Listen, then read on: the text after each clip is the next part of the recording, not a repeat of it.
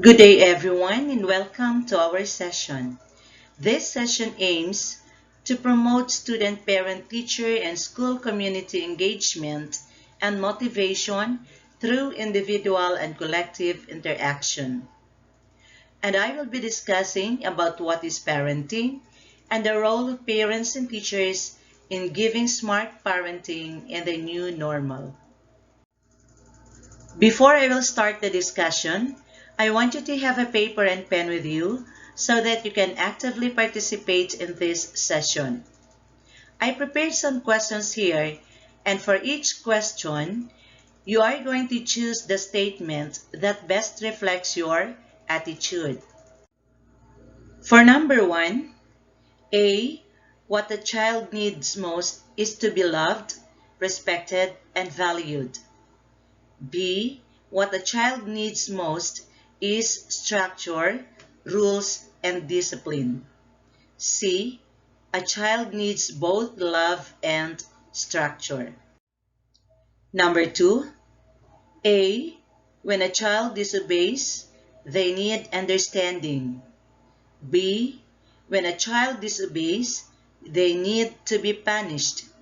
C, when a child disobeys, parents should use it as a teaching moment.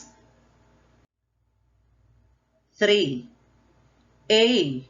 Children behave better if parents ignore disrespectful behavior. B. Children must respect their parents at all times. It's a parent's job to enforce that. C. When children behave disrespectfully, parents should address it, listening to the child and taking into account possible stress, anger, or other situations. Number 4. A. Children don't need punishment. They just need love and understanding. B. The old-fashioned ideas about spoiling children hold true today. There are times when it's in children's own good to be punished. C. Sometimes kids need consequences, but punishment doesn't teach anything useful. 5. A. I avoid setting rules for my children. We figure things out as we go. B. I am an adult, so it is my job to set the rules in my home. C. I work with my children to define and enforce our household rules. Number 6. A. I don't make many rules, and I usually make exceptions when they are broken.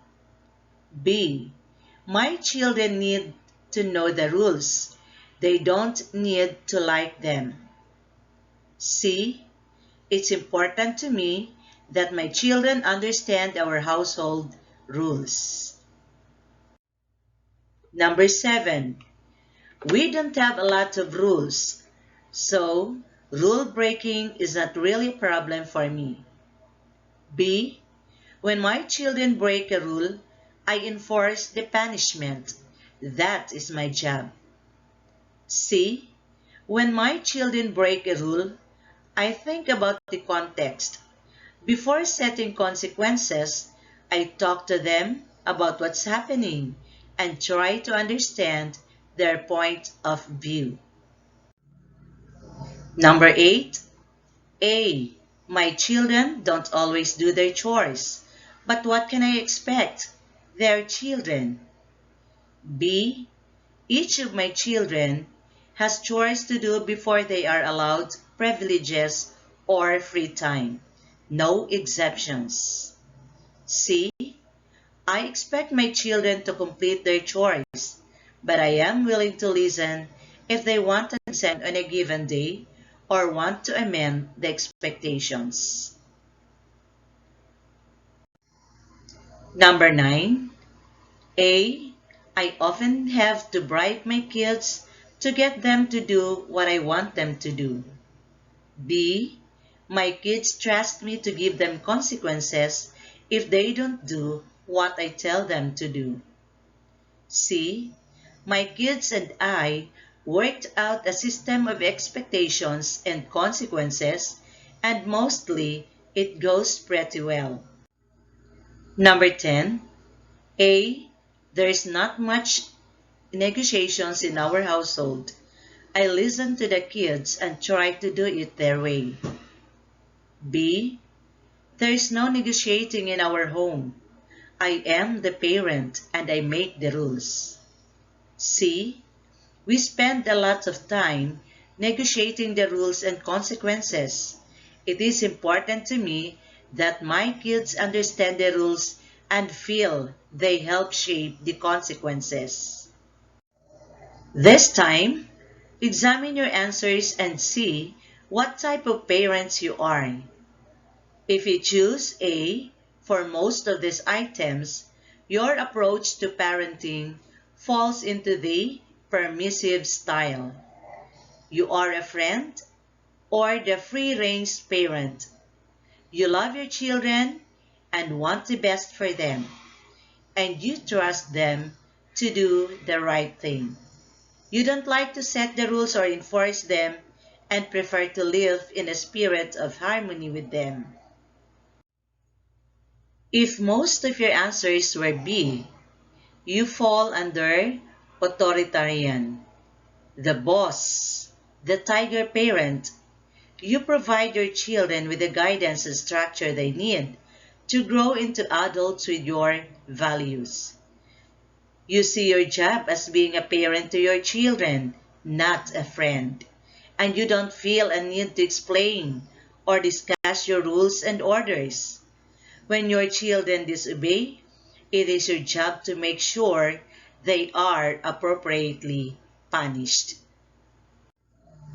If your answers were mostly C, you fall into the authoritative parenting category. You want your children to feel loved, respected, and valued. And you know they need rules and limits until they are old enough to take care of themselves. You avoid threats and punishment, instead using positive reinforcements and reasoning to guide your kids. You expect maturity and cooperation and offer your children the emotional support they need to meet your high standards for them. You pay attention to the context of your children's misbehavior and spend time listening to their concerns.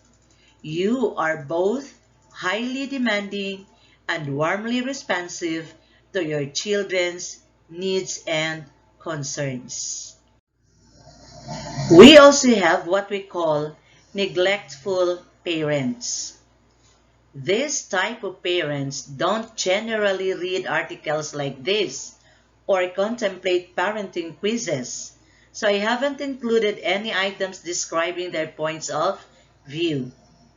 They are uninvolved with their children, providing not much warmth or structure. Sometimes, the lack of involvement in their children's lives results from mental or physical health problems, including addiction. Sometimes it results from feeling overwhelmed by financial or other concerns. Now, which approach works best and why? According to hundreds of studies across cultures and around the world, children of authoritative parents are more empathetic, helpful, kind, and conscientious. They're better problem solvers, more confident, and more popular with their peers and with adults. They grow into more happily, productive, and healthier adults. Authoritative parenting leads to the best adult outcomes. Even if just one parent is authoritative, children are more likely than others to become independent, self-reliant, socially accepted, and academically successful. They are less likely to experience depression and anxiety, and less likely to engage in antisocial behavior like delinquency and drug use.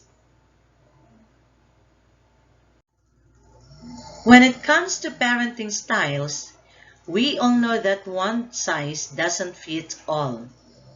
While you may hear of other parenting styles in the news, such as helicopter parenting, tiger parenting, or free-range parenting, many of these philosophies are extensions of Baumrind's research-based parenting styles that we have discussed earlier. Few of us fit neatly into one single parenting style, but rather raise children using a combination of styles. Think of the four parenting style psychology as a continuum instead of four distinct ways to parent. Ideally, parents can adapt their parenting style based on their children's needs. Remember, every parent is different, just like every kid is different. There's no parenting style better than. Now let us define what is parenting. Examining dictionary definitions of parenting is a helpful start. I have here some sources from Merriam-Webster, the Cambridge Dictionary, Collins Dictionary, and Dictionary.com that defines parenting as the process of raising a child from birth to independent adulthood, facilitating the upbringing of a child through all stages of development, caring for and nurturing a child, fulfilling the parental responsibilities that accompany child raising, the act of caring for a child rather than the biological connection to a child, establishing a healthy environment as the child grows. Now, parenting has also something to do with being smart. SMART, that stands for S, supportive, M, mindful, A, affirmative, R, respectful, and T, time. You have to spend time to our children. Now let us discuss the role of parents as reflected in the Parental Authority Article 220. The law's concept of the family rests on the presumption that parents possess what a child lacks in maturity, experience, and capacity for judgment required for making life's difficult decisions. In Family Code of the Philippines, Article 220, this article provides the duties and responsibilities of the parents to their children. The social, mental, and physical development of the child are supposed to be promoted by the parents or whoever has custody over the child. So here are the duties of parents under Presidential Decree number 603, Article 46 of the Child and Youth Welfare Code, or PD number 603. So this provides that parents shall have the following duties following their children. 1. To give them attention, companionship, and understanding. 2. To extend to them the benefits of moral guidance, self-discipline, and religious instruction. 3. To supervise their activities, including recreation. 4. To inculcate in them the value of industry, thrift, and self-reliance. 5. To stimulate their interest in civic affairs, teach them the duties of citizenship, and develop their commitment to their country. 6.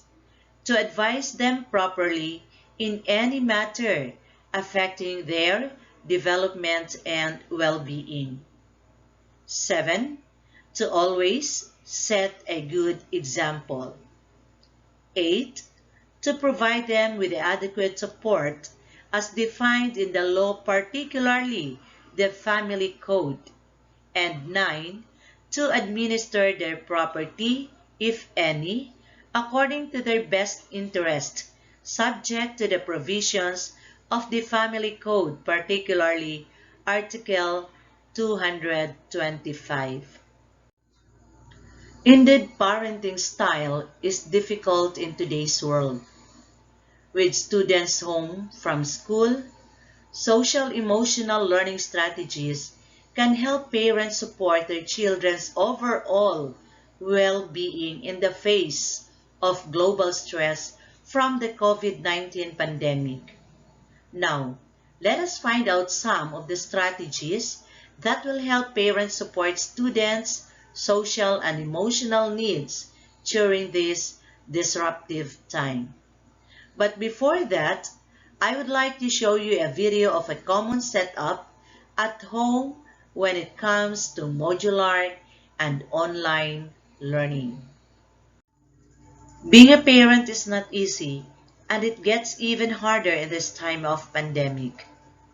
Due to the COVID-19 pandemic and the subsequent closure of schools, it became apparent that parents had to assume the full-time role of educating their children and support their learning. The COVID-19 pandemic has shed light on some of these challenges as academic parents shifted to working from home while simultaneously caring for children. Some parents may have been juggling work and children's online and modular learning schedules, worrying about interruptions during work meetings and work hours, growing anxiety about the pandemic, feeling overwhelmed, which can develop into employee burnout. COVID-19 has changed the way we see and appreciate things.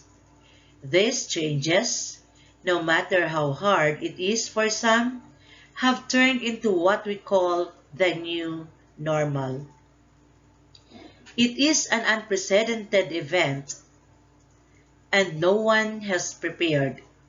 However, the Department of Education has been firm on its stand that learning must continue. Different learning modalities have been considered and explored, making sure each will be the best fit for students' needs and interests in continuing learning.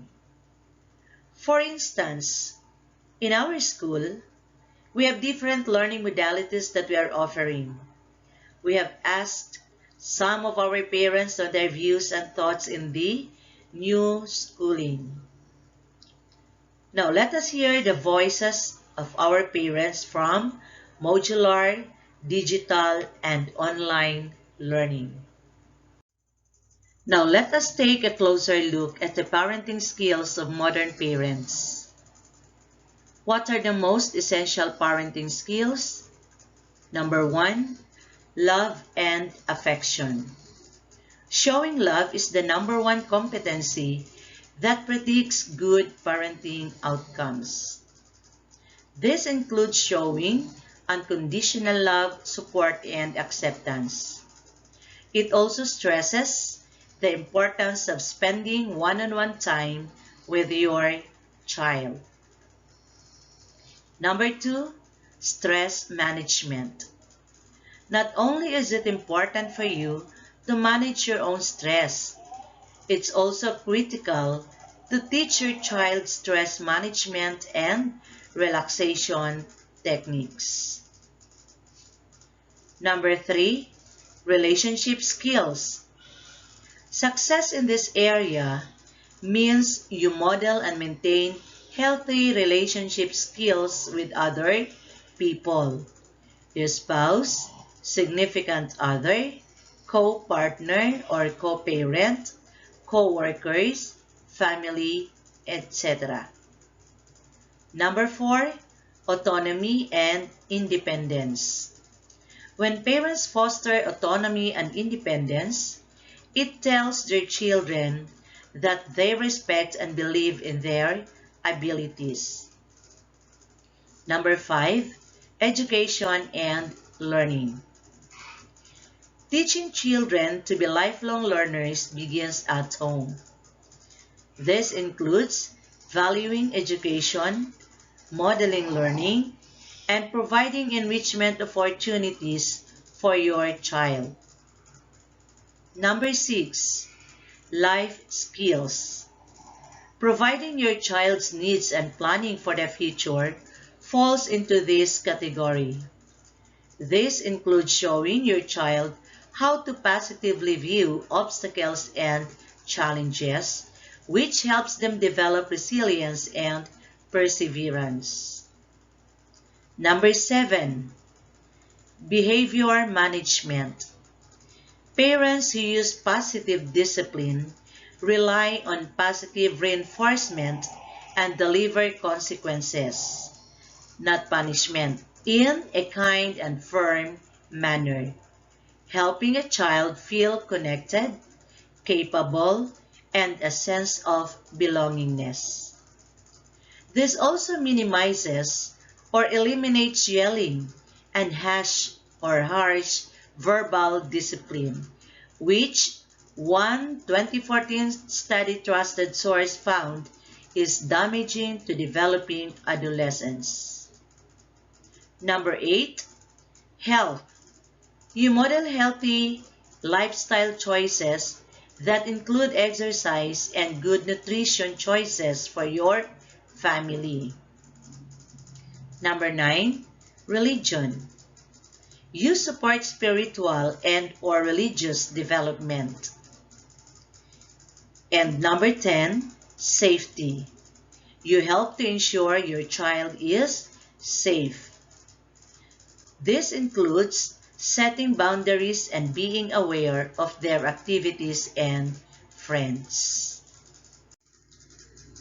So now, what is smart parenting in the new normal? How are we going to be a smart parent in this new normal? Tip number 1, join forces with other parents.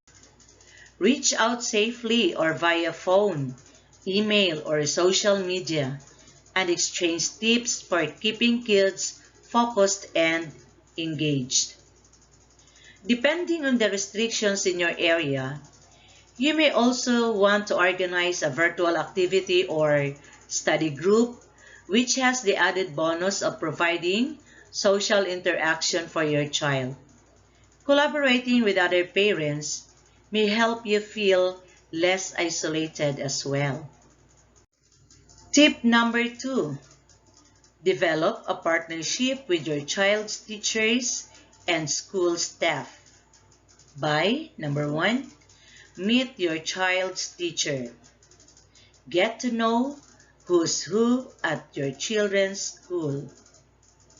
Number 3, attend parent-teacher conferences and keep in touch with your child's teacher. Tip number 3, create a learning routine. Just create a general outline that you think you can maintain on most days that still leaves room for flexibility and downtime. If possible, try to designate a workspace for each member of the family. Tip number 4, support your child academically. Ask the teacher how well your child is doing in class compared to other students. If your child is not keeping up, especially when it comes to reading, ask what you or the school can do to help.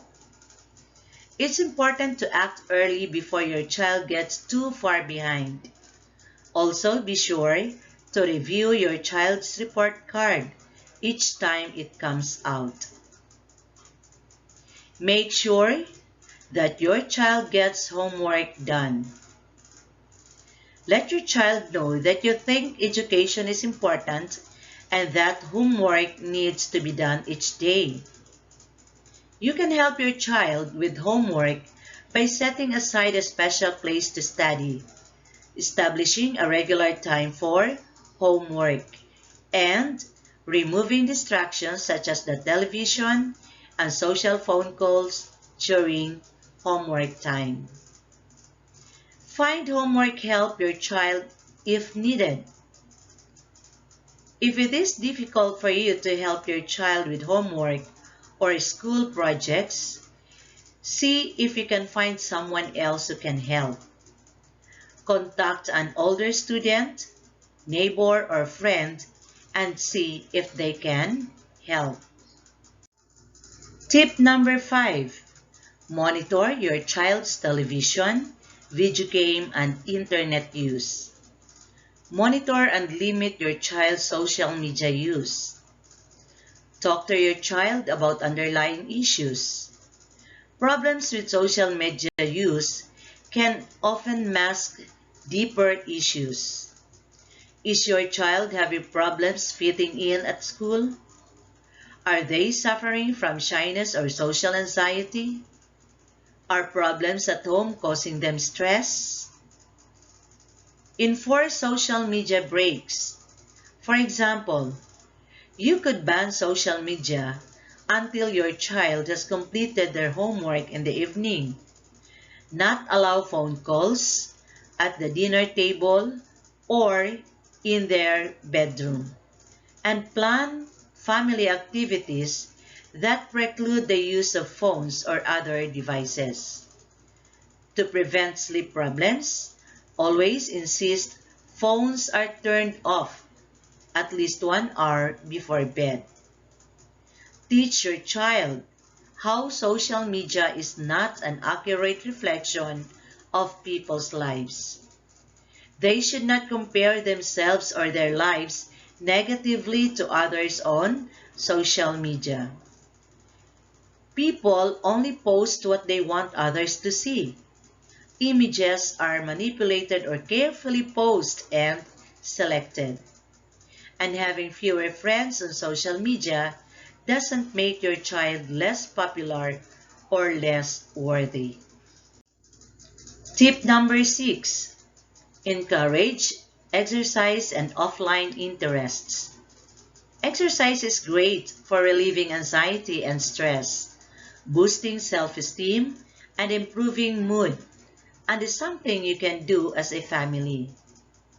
Dealing with the pandemic can be especially tough on adolescents, especially who are missing out on key moments in their young lives. Many are spending long periods separated from their friends and are missing important school events such as exams, dances, and graduations. Spending extra time with your teen can help them to open up and confide in you. Cooking and eating together. Cooking one of your teen's favorite meals with them offers an opportunity to talk about what's going on in their lives. Try to schedule dinners around the table with no distractions from phones, TV, or other devices, so you can talk as a family. Gardening together. Gardening is a great way to keep a tight bond, as it's a fairly docile activity that gives time to talk and strengthen a parent-child bond. Playing sports or exercising together. Many teenagers love to engage themselves physically, whether it be time spent playing sports, working out in the gym, or going on a run. Exercise is great for relieving anxiety and stress. When done together, it proves to be a great source of stress relief, as well as an opportunity to bond. Tip number 7. Set goals and celebrate their completion. Setting up small rewards like watching an episode of a favorite TV show that can help them tackle that unpleasant math assignment. Get the whole family in on it. If you all set a few goals and plan breaks together, your kids will see that you are a team. Remember, behind every young child who believes in himself is a parent who believed first. As a parent at this time, it's easy to feel that you have so many rules to fulfill that you can't possibly perform any of them well. But it's important to remind yourself that this is a unique situation, a global health emergency that none of us have had to face before. Don't beat yourself up if you're not functioning at your usual standard. This can apply to your quality of work, your upkeep of the home, or your ability to keep your kids focused on their schoolwork. By going easy on yourself and following these tips for maintaining a sense of balance, you can keep your stress levels in check and make each day a little easier for your family and for yourself. Now, I will share to you a video of some of the challenges that are faced by online teachers. Before we end, let us be inspired with this, that education is a shared commitment between dedicated teachers, motivated students, and enthusiastic parents with high expectations. So that ends our session for today, and thank you for listening.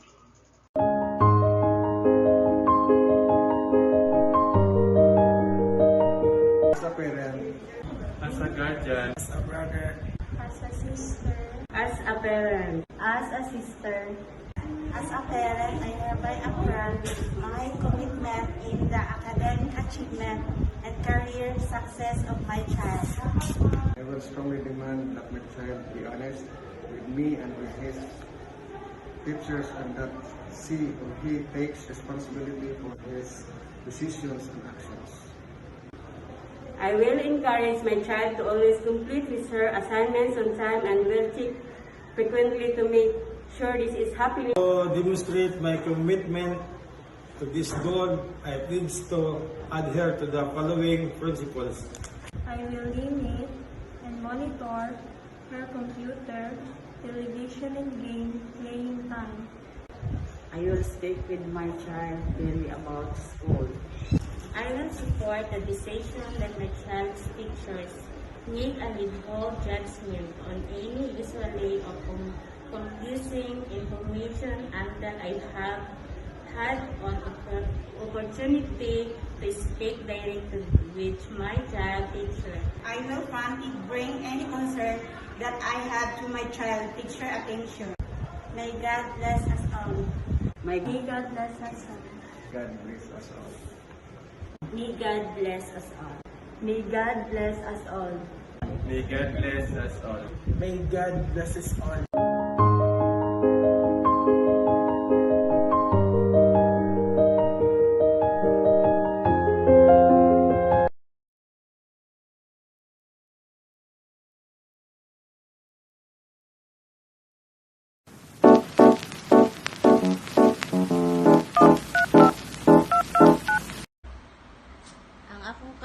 Ang akong kasinatian sa pag-eskwela karon sa akong anak, dako gud ang ilang kulang nga nabal-an kaysa face to face nga pag-eskwela nila. To be honest, wala ko kasabot sa ang akong gibati katong nagsugod ang pandemya, and it's not about me, it's about everybody. So as a parent, siyempre worried kayo ko kay unsaon na lang ang pag-eskwela sa mga bata karong naatay gina atubang nga pandemya. But later on, I realized it's not about pandemic. It's about resiliency. So, as a parent, mangita kita og pamaagi kung saon nato paghatag og impluwensya ang atong mga anak. Kung saon pag-atubang sa bag-ong sitwasyon o ginatawag nato nga new normal, no, sa ilang pag-eskwela. So, number one, as a parent, worried kayo ta sa atong mga anak. So, atong mga anak po, syempre, first time ni nahitabo sa ato ang kinabuhi nga nag-atubang ta sa ingani nga sitwasyon. Pero, thankful lang gyapon na hangtod karon as 2022 naari gyapon ta. And sa tabang sa mga teachers, sa mga parents, uban nga mga tao sa diyo ni ani, labi na sa LGU Tagum, survive lang gyapon ta. Thank you. Hello everyone, ako dai si Dariba Bangkal. Usa ka ginikanan nga nag-eskwela sa Tagum City National High School nga digital modality ilang napili sa pagtuon. Ang anak si Jana P. Bangkal, grade 10 student from section Aguinaldo, ug si Erica P. Bangkal, grade 12 student from section Comti. Mao kini ako mga tubag sa mga pangutana. Makahappy kay maski naara sa balay ang among mga anak, nakita gihapon na mga ginikanan ang pagpaningkamot sa among mga anak nga makatuon sa ilang sariling kaalaman. Si ma'am sa new normal class, makatipid ko o pamiliti kay isa ramang ko sa isa ka bulan mo ani sa school. Na-observe na ako nga, take for granted lang siya usay sa ilang mga lesson. Dili usay niya priority, especially kung dugay pa ang schedule date sa submission sa ilang output. So sa number 2, unsa man ang imong mahimo paningkamot nga makapalon para maka-download sa mga sa pagtungha sa atong mga anak, kita magid og unang-una gyud nga magliyok para sa kaayuhan sa atong mga anak. So dili nato isalig pa sa ang pag-eskwela sa atong anak sa ilang mga teachers labi na sa new normal nga panahon. So kitang mga ginikanan mangita kitag pamaagi unsaon nato pag tabang ang atong mga anak para magpadayon ang ilang pagtungha bisan pa sa sitwasyon nga walay face-to-face classes. So syempre, thankful lang gyapon ta nga ang ato ang gobyerno, labi na sa Department of Education, nangita gid og pamaagi unsaon nga diskarte para ang mga pagtungha sa mga estudyante or pag-eskwela sa mga bata magpadayon bisan dili sila madto face-to-face sa eskwelahan, no?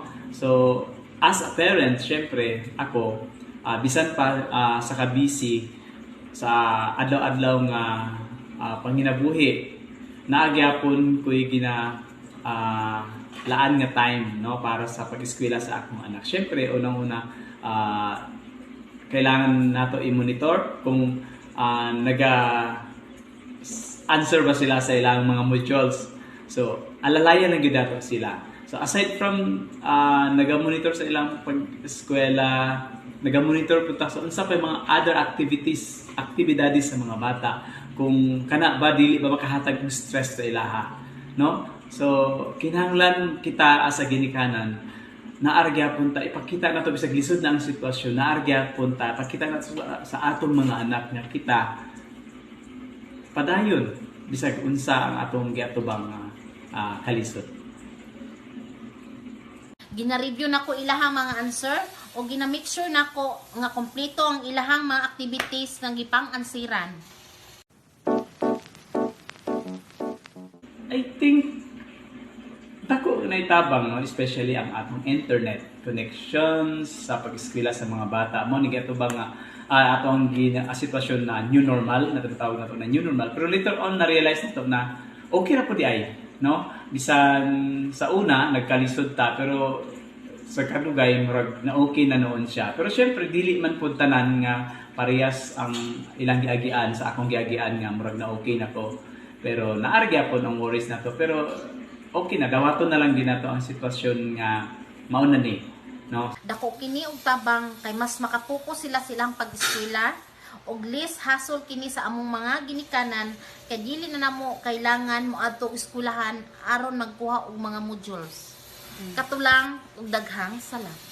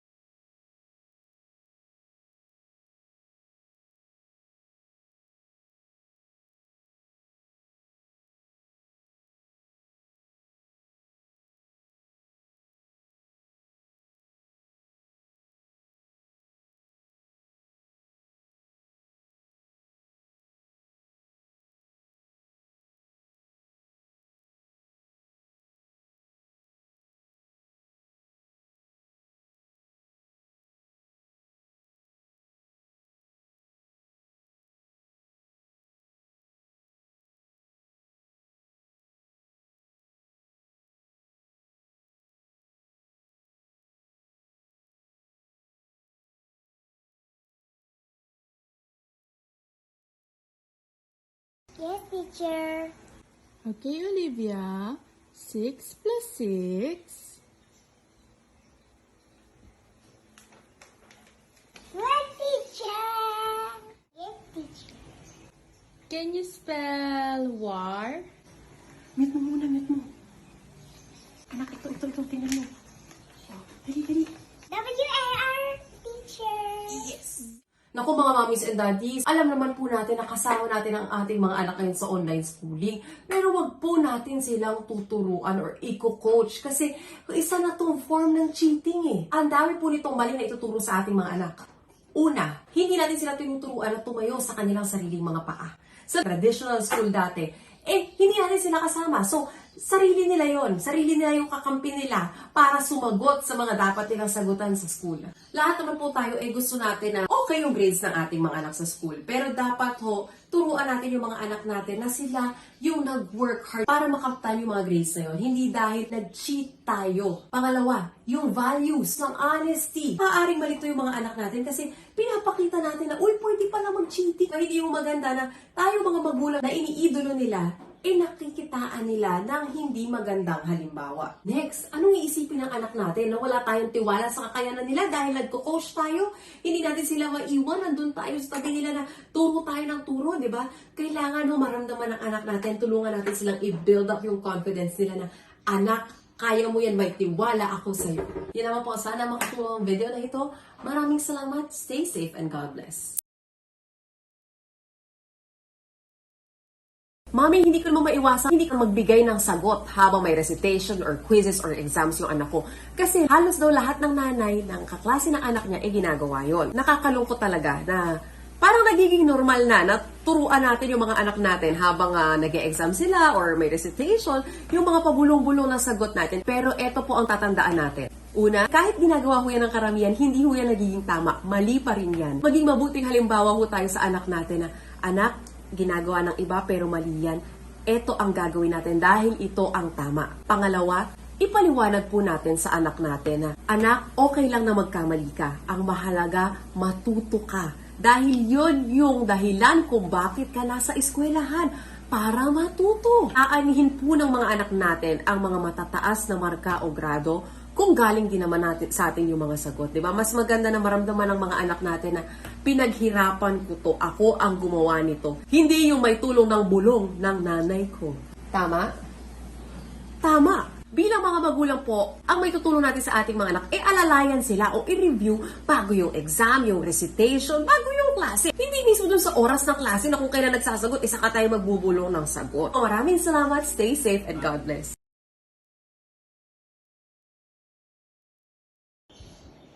Mama, hirap po ng boses ko po. Bilisan mo na anak, para matapos na. Sumagot ka na lang na sumagot. Mama, ang hirap po talaga eh. Sige na nga, ako nasasagot. Maglaro ka na dun. Yan na, tapos na. For sure, perfect ka nito. Nako, simula na po na naman ng mga modules, no?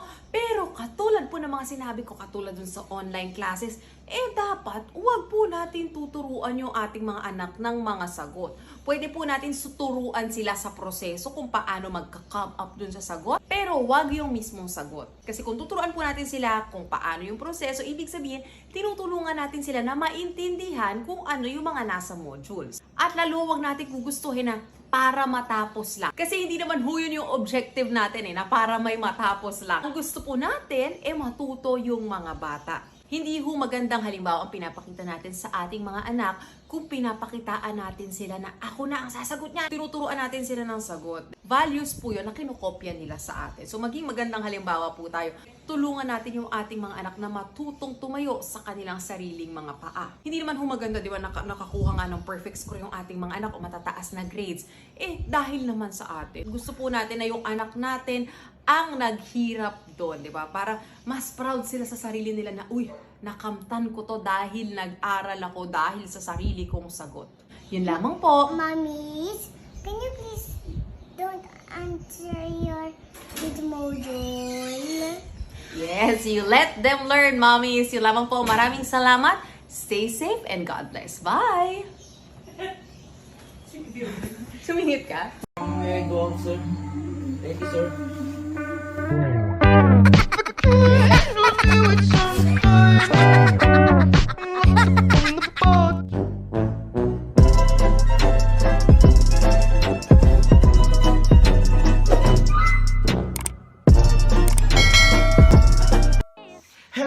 good morning everyone. Good morning class. How are you today? Well, it's nice to hear that you are all good and fine. Okay, so there are those students who haven't logged in yet. Okay, where is Jack Rocacorba? Okay, good. Okay, he has already logged in. Merly G. Amas. Okay, he's in. Okay, Crispin. Where is Crispin? Okay, so everyone is already around, so we will now start our class. Okay, so class.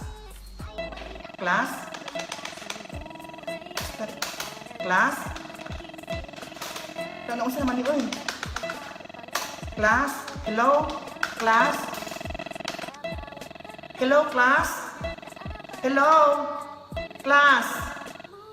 Wa na may mo reply, wa na may mo tubag. Hello? Wa naman po tingali ko'y load. Hello? Hello, class, kung nakabati mo? Ayaw pagsabas principal, wa na lang tay klase.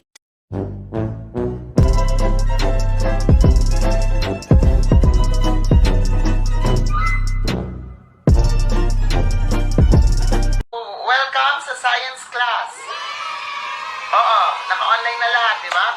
Okay, good morning. Welcome to the science class. So our topic for today is all about volcano. Opo. Very good, Ria. It's all about volcano. John, very good. It's all about volcano. So, I have an example here. This one. Yes, this is a volcano. Yes, volcano po.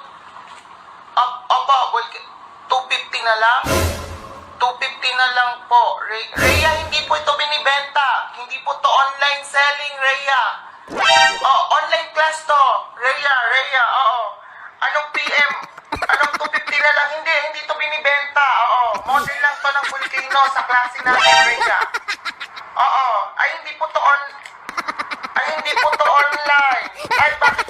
Bakit may nakapasok dito na nanay? Madam, klase po to. Opo, volcano po to. Hindi po to cake, hindi po to chocolate cake. Opo. Volcano po. Volcano nga po. Volcano. Ano ba?